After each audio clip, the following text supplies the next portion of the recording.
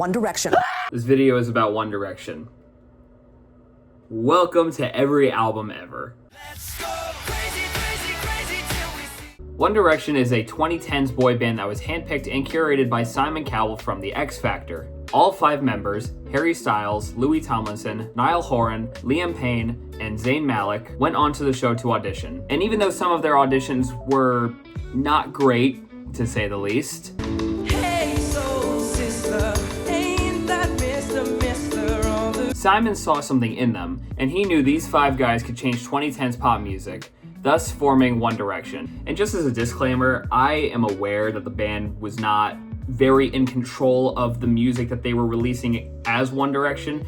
It was mostly, as I said, by Simon Cowell as well as a bunch of other people. There's at least 5 to 10 songwriting credits on each song the band has ever released. And so if I talk badly about any music in this video, which I won't too much because this is a fun band, there's not much bad to say about them. It is never directly targeted at any one of the members in the band. And also, every album the band put out has multiple releases, such as deluxe versions, ultimate editions, and yearbook editions.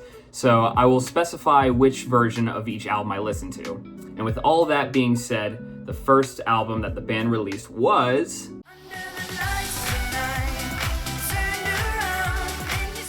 This album came out in late 2011 and immediately grabbed the hearts of children around the world. And it's honestly not very hard to see why. What Makes You Beautiful and One Thing are just banger singles that are still fun to listen to this day. I Wish and Tell Me a Lie are songs I had never heard before but thoroughly enjoyed because their choruses stuck out a lot compared to a lot of what I've heard from the band previously. I Want genuinely just sounds like a song from a shitty pirate musical, but in like the funniest way possible.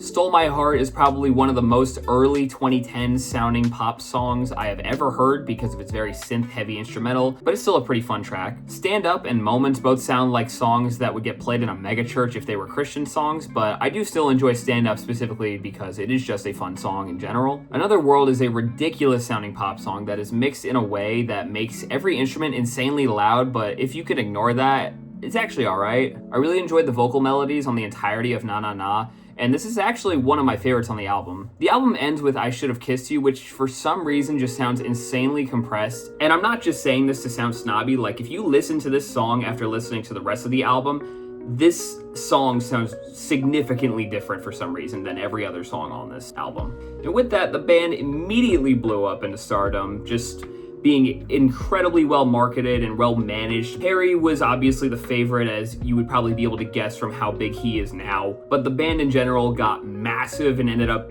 immediately becoming one of the biggest pop acts of the 2010s. Overall, this album just sounds like what you'd imagine an early 2010s boy band to sound like. They go acoustic for a song or two, but outside of that, the tracks are all pretty samey throughout, though I'm not exactly expecting them to experiment or anything.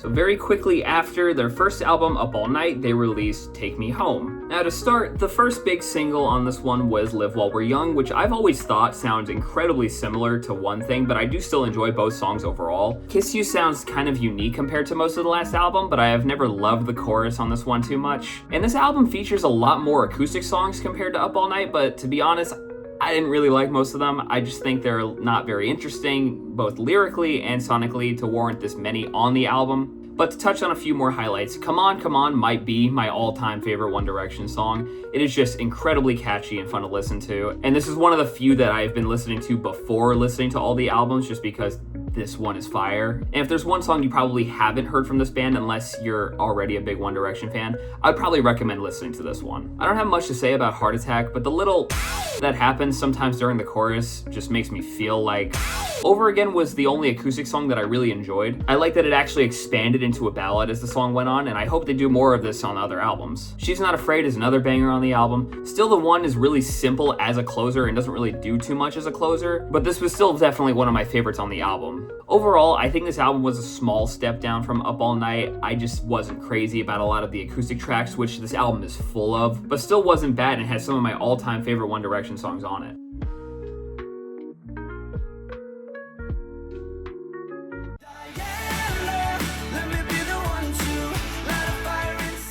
And now we have what is probably the fan favorite of all their albums, Midnight Memories. And to start, we have Best Song Ever. This is honestly the first unbearable song I have heard so far. This song always gets stuck in my head in an incredibly annoying way. However, this is my girlfriend's favorite One Direction album, so if I continue to talk bad about this one, she might take me out back and shoot me. Story of My Life and Diana are much better. The former also gets stuck in my head all the time, but I don't hate when it happens. And the latter is just a really great pop song that features a guitar during the verses, and it makes the song just sound so fun. Oh good, she's putting the gun down. The title track is also a banger, which has a very similar chorus instrumental to Teenage Dirtbag by Wheatus, which we can all agree on is the greatest song ever written in the history of ever. I think this is a very hot take, but I'm not really crazy about You and I. Oh, come on!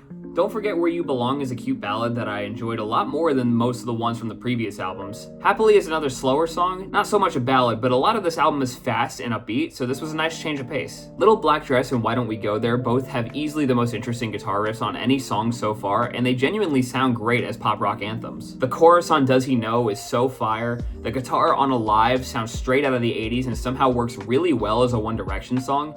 And while I'm not crazy about it, Half a Heart is the first time that the band has ended an album on a track that makes sense as an outro. I honestly was not expecting this album to be so full of pop rock tracks while their first two albums were so fully pop-centered. I think over half the songs on here featured a guitar with a lot of distortion. This is still very much a pop album overall, but I enjoy the instrumentals on this one a lot more than the first two.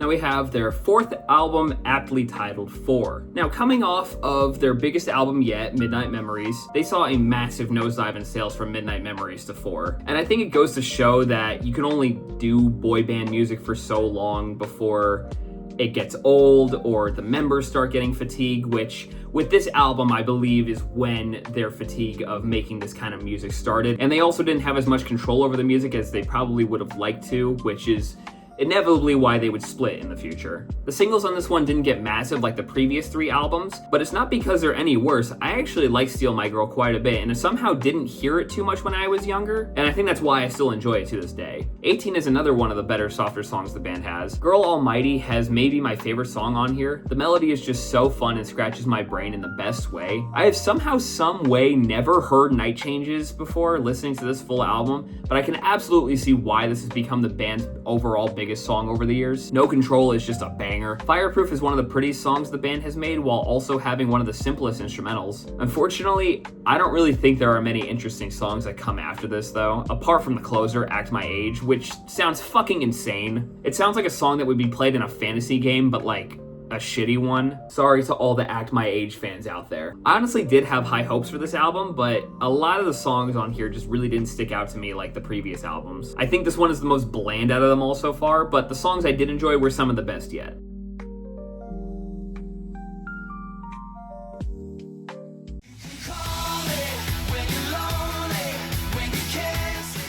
And now we have One Direction's final album, Made in the A.M.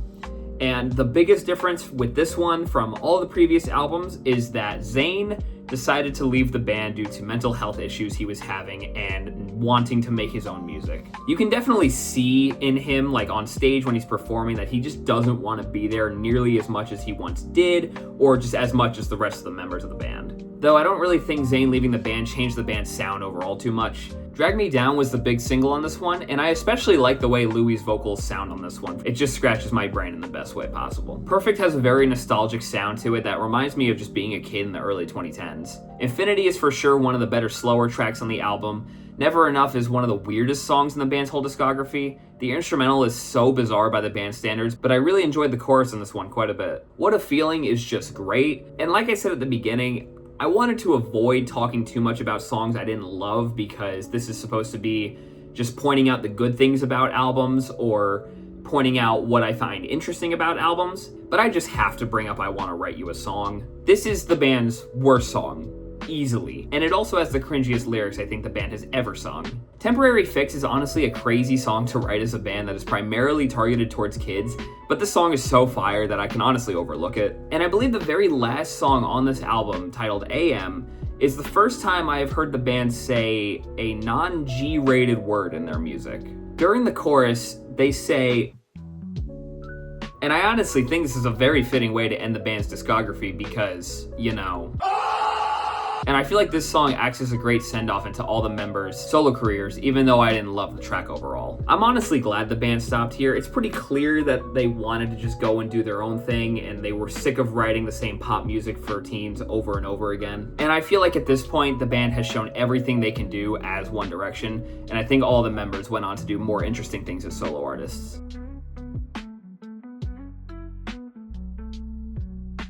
And soon after Made in the A.M. released, the band announced in January 2016 that they would be taking an 18-month hiatus that would eventually turn into an indefinite hiatus. Hi, I am currently editing the video and completely forgot to rank all the albums. So honestly, I don't think there is like a very clear consensus best album by this band or a worst. I think that the albums by this band are just very similar to each other, so it's kind of hard to say one is way better than another. But if I did have to rank all of them from bottom up, it would be Made in the A.M., 4, Take Me Home, Up All Night, and then Midnight Memories at number 1. All the members of the band continue to make music under their own names. Harry is one of the biggest artists in the world. Zayn probably makes my favorite music out of any of the members. Liam didn't get terribly big, but he did continue to make music. And Louis and Niall are just continuing to make pop music to this day. But unfortunately, in October 2024, Liam Payne passed away. There is a lot of speculation as to how he died, but that will not be discussed in this video. All I can say is, rest in peace, Liam. And I believe this means there will likely never be a One Direction reunion, and I firmly believe it should stay that way.